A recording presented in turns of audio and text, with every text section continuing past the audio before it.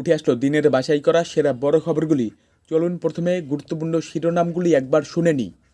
ভারত পাকিস্তানকে আক্রমণ করলে সেভেন সিস্টার দখল করব, হুঁশিয়ারি দিল বাংলাদেশের মেজর জেনারেল। বিকাশ ভট্টাচার্যের হেনস্থার মামলায় কুণাল ঘোষকে নোটিশ, প্রয়োজনে রুল জারি, সাব জানালো হাইকোর্ট। হামলার আশঙ্কায় পাকিস্তান, পেশোয়ার, অ্যাবোটাবাদ, সোয়াট সহ 29টি জেলায় এয়ার সাইরেন স্থাপন। পাকিস্তানের সঙ্গে ডিজিটাল যুদ্ধ, এবার শাহবাজ শরীফের ইউটিউব চ্যানেল বন্ধ করল কেন্দ্র। ন্যাশনাল হেরাল্ড মামলায় সোনিয়া রাহুলকে নোটিশ পাঠালো দিল্লির আদালত।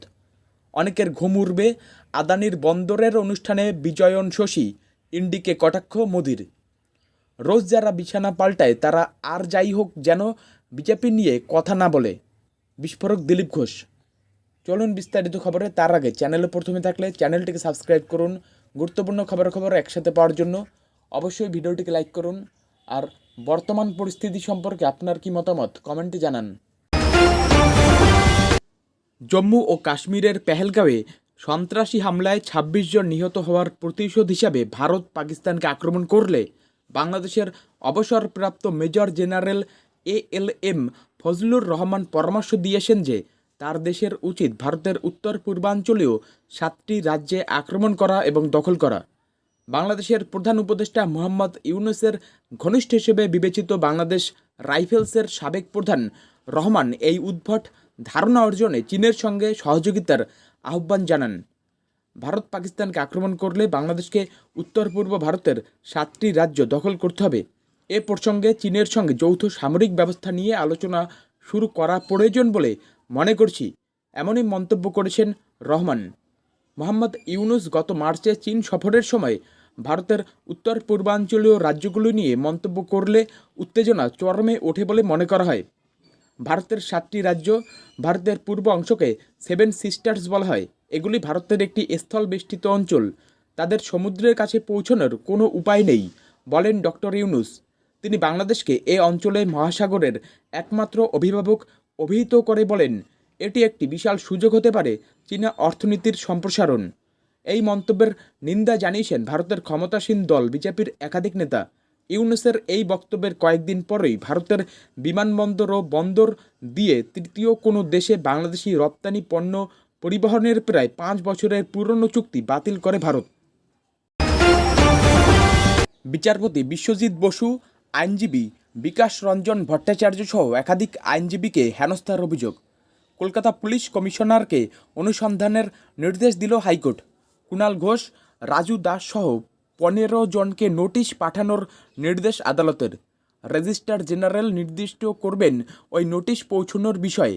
বস্তুত উল্লেখ্য, সুপার নিউমারি পোস্ট সংক্রান্ত মামলার শুনানি কেন দ্রুত হচ্ছে না তা নিয়ে প্রশ্ন তুলে আইনজীবী বিকাশ রঞ্জন ভট্টাচার্য ও আইনজীবী ফেরদৌস শামীমকে হেনস্থার অভিযোগ ওঠে চাকরি প্রার্থীদের একাংশের বিরুদ্ধে।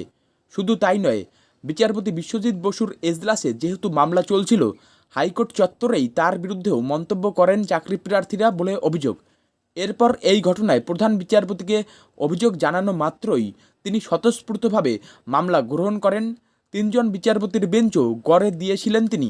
সংশ্লিষ্ট বেঞ্চে রয়েছেন বিচারপতি অরিজিৎ বন্দ্যোপাধ্যায়, বিচারপতি সব্যসাচী চট্টোপাধ্যায় ও বিচারপতি রাজস্বী ভরদ্বাজ। প্রাথমিকভাবে বিশেষ বেঞ্চ মনে করছে এটি দুর্ভাগ্যজনক ঘটনা, আদালতের অবমাননা, ফৌজদারি অপরাধ। ভবিষ্যতে আর যাতে এই ঘটনা না হয় সুনিশ্চিত করবেন পুলিশ কমিশনার। নির্দেশ বেঞ্চের, কারা অভিযুক্ত অনুসন্ধান করে রিপোর্ট দেবেন কমিশনাররা। ভারতের সাথে ক্রমবর্ধমান উত্তেজনার মধ্যে পাকিস্তান প্রতিদিন ভারতীয় আক্রমণের আতঙ্কে বাস করছে। প্রতিদিনই তাদের মন্ত্রীরা বিবৃতি দিচ্ছেন যে ভারত যে কোনো সময়ে আক্রমণ করতে পারে। তাই এখন নিয়ন্ত্রণ রেখা থেকে কয়েকশো কিলোমিটার দূরে পাকিস্তানের খাইবার পাখতুনখোয়া প্রদেশের সরকার পেশোয়ার এবং অ্যাবোটাবাদ সহ 29টি জেলায় সাইরেন সিস্টেম স্থাপনের নির্দেশ দিয়েছে। খাইবার পাখতুনখোয়া সরকারের বেসামরিক প্রতিরক্ষা বিভাগ সকল জেলা প্রশাসক এবং বেসামরিক প্রতিরক্ষা কর্তাদের জরুরি সতর্কতার জন্য এই সাইরেনগুলি অবিলম্বে ইনস্টল করার এবং একটি প্রতিবেদন পাঠানোর নির্দেশ দিয়েছে।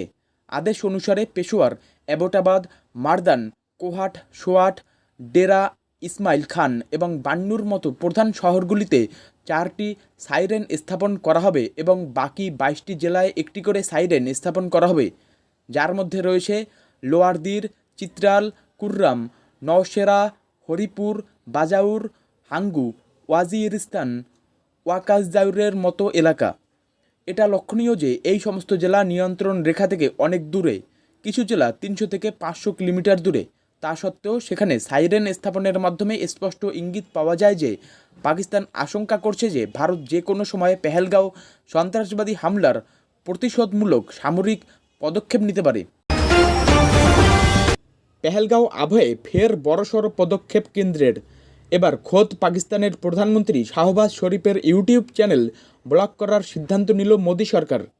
পাক প্রধানমন্ত্রীর ইউটিউব চ্যানেল থেকে ভারত বিরোধী এবং উস্কানিমূলক ভিডিও পোস্ট করা হচ্ছিল বলে অভিযোগ। স্বরাষ্ট্র মন্ত্রকের নির্দেশে এবার ওই অ্যাকাউন্টটি ব্লক করার সিদ্ধান্ত নিয়েছে ভারত সরকার। শুধু কূটনৈতিক সার্জিক্যাল স্ট্রাইক নয়, পেহেলগাঁও হামলার প্রেক্ষিতে প্রচার মাধ্যমেও বেছে বেছে নিষিদ্ধ করা হচ্ছে পাকিস্তানিদের। বলা ভালো, পাকিস্তানের সঙ্গে এক প্রকার ডিজিটাল যুদ্ধের পথে হাঁটছে সরকার। ইতিমধ্যেই পাকিস্তান সরকার সে দেশের বেশ কিছু সেলিব্রিটির ইউটিউব চ্যানেল বন্ধ করা হয়েছে। একাধিক প্রাক্তন ক্রিকেটারের সোশ্যাল মিডিয়া অ্যাকাউন্টও ব্লক করা হয়েছে। দিন দুই আগে পাক প্রতিরক্ষামন্ত্রীর এক্স হ্যান্ডেলও ব্লক করেছে ভারত।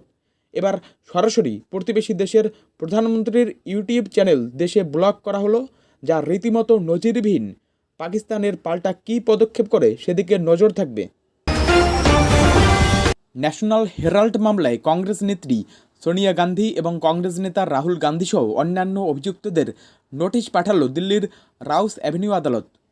কয়েকদিন আগেই এই মামলায় চার্জশিট পেশ করেছে ইডি। বিশেষ বিচারপতি বিশাল গোগনে জানিয়েছেন, অভিযুক্তদের বক্তব্য পেশ করার অধিকার রয়েছে। 8 মে ওই মামলার পরবর্তী শুনানি। এদিন বিচারপতি গোগনে বলেন, মামলার যে কোনো পর্যায়ে অভিযুক্তদের বয়ান পেশের অধিকার কোনো ন্যায় বিচারে প্রাণ সঞ্চার করে। এদিন আদালত জানিয়েছে, চার্জশিটে যা ত্রুটি ছিল তা সংশোধন করা হয়েছে। এবার তা আনুষ্ঠানিকভাবে গ্রহণ করার বিষয়ে সিদ্ধান্ত নেওয়ার আগে সমস্ত অভিযুক্তদেরই বক্তব্য পেশের অধিকার রয়েছে। আজকের অনুষ্ঠান অনেকের ঘুম উড়িয়ে দেবে। এক মঞ্চে কেরলের সিপিএম মুখ্যমন্ত্রী পিনারাই বিজয়ন এবং কংগ্রেস সাংসদ শশী থারুরকে সঙ্গে নিয়ে ইন্ডিয়া জোটকে বার্তা দিলেন প্রধানমন্ত্রী নরেন্দ্র মোদী। শুক্রবার কেরলের তিরুবনন্তপুরমে আনুষ্ঠানিকভাবে জিনজাম সমুদ্র বন্দরের উদ্বোধন করেছেন প্রধানমন্ত্রী নরেন্দ্র মোদী। এই সমুদ্র বন্দরের প্রজেক্টের দায়িত্বে ছিল Adani ports and special economic zone private limited সংস্থা। এই বন্দর উদ্বোধনের সঙ্গে প্রধানমন্ত্রী অস্বস্তি বাড়িয়েছেন কংগ্রেস সহ বিরোধীদের।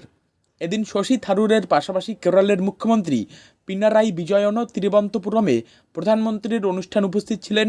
একই সঙ্গে ইন্ডিয়া জোটের চক্ষুশূল গৌতম আদানিও হাজির ছিলেন একই মঞ্চে। সব মিলিয়ে শুক্রবার এক বিরল দৃশ্যের সাক্ষী থেকেছে গোটা দেশ। আর এই মোক্ষম সুযোগ হাতছাড়া করেননি প্রধানমন্ত্রী মোদীও। জগন্নাথ ধাম উদ্বোধনের দিন দীঘায় গিয়ে মুখ্যমন্ত্রীর সঙ্গে দিলীপ ঘোষের সাক্ষাতের পর বিজেপির অন্দরে কার্যত তোলপাড় চলছে। বেঞ্জির ভাষায় একদিকে যেমন দিলীপকে আক্রমণ করেছেন সৌমিত্র খা, অর্জুন সিংরা, তার পাল্টা দিচ্ছেন দিলীপও। বৃহস্পতিবারের পর শুক্রবারও সেই ধারা জারি রাখলেন তিনি। সাংবাদিকদের প্রশ্নের উত্তরে নাম না করে বেলাগাম ভাষায় আক্রমণ করলেন সৌমিত্র খা, অর্জুন সিংকে। দিলীপবাবু এদিন বলেন,